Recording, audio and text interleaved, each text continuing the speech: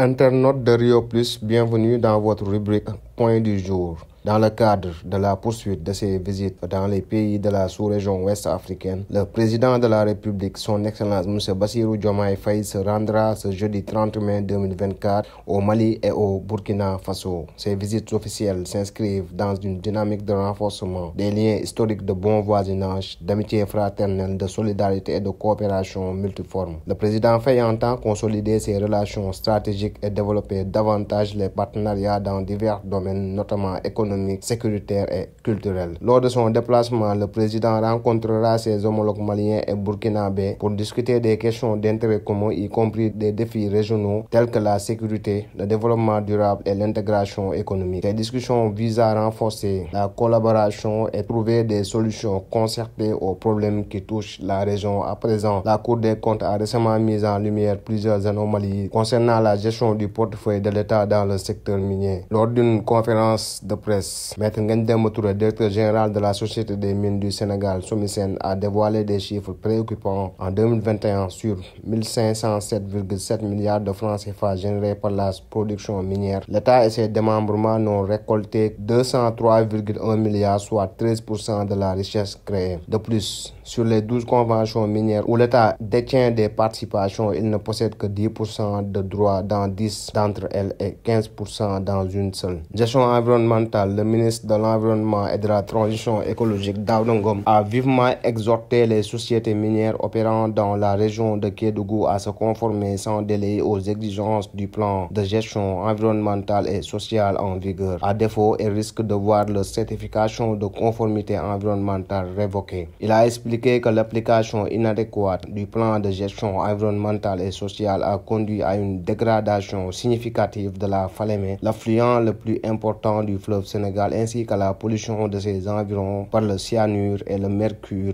des produits chimiques utilisés dans l'exploitation aurifère. Daouda Ngom a précisé que ces mesures visent non seulement à protéger la Falémé, mais aussi à traiter la pollution résultant de l'exploitation minière illégale dans la région de Kédougou. En sport, Maître Augustin Senghor, président de la Fédération sénégalaise de football, s'est rendu au stade Demba Diop avec ses collaborateurs pour une nouvelle visite. Les travaux entamés il y a un peu plus d'un an commencent à prendre forme. Lors de cette visite, Maître Augustin Senghor a exprimé sa satisfaction tout en soulignant l'importance d'accélérer le rythme des travaux. Il espère la réouverture du stade d'ici la fin de la saison prochaine. Football féminin, les Lioncelles du Sénégal se préparent à affronter la Guinée-Bissau en finale du tournoi féminin de l'Union des fédérations ouest-africaines de football zone A ce mercredi 29 au stade Lat Dior de Thiès. Ce match prévu pour 19h déterminera le champion de cette édition 2024. Tenante du titre de l'édition précédente, les Lioncelles ont été exemplaires tout au long du tournoi. Le Sénégal est la seule équipe à ne pas avoir encaissé de but, affichant une défense invincible et une attaque redoutable avec 11 buts marqués en 4 matchs. Les joueuses de Mbayang Thiam défendent ainsi leur titre devant des Bissau-Guinéennes soif de revanche.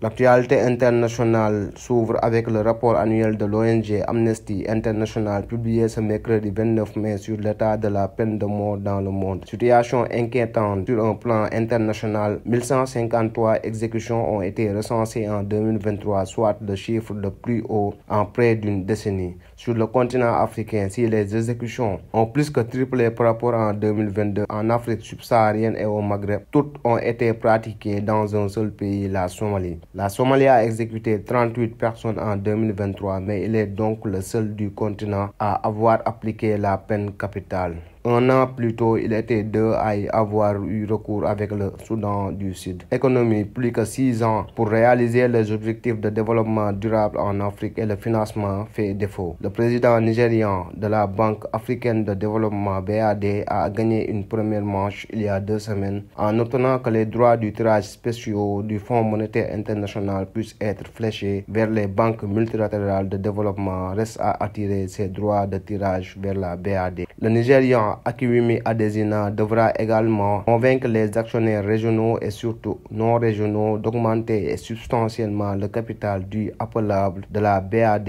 utilisable en cas de circonstances exceptionnelles. C'était tout pour le point d'aujourd'hui. Merci de l'avoir suivi. N'oubliez pas de vous abonner et d'activer la cloche de notification.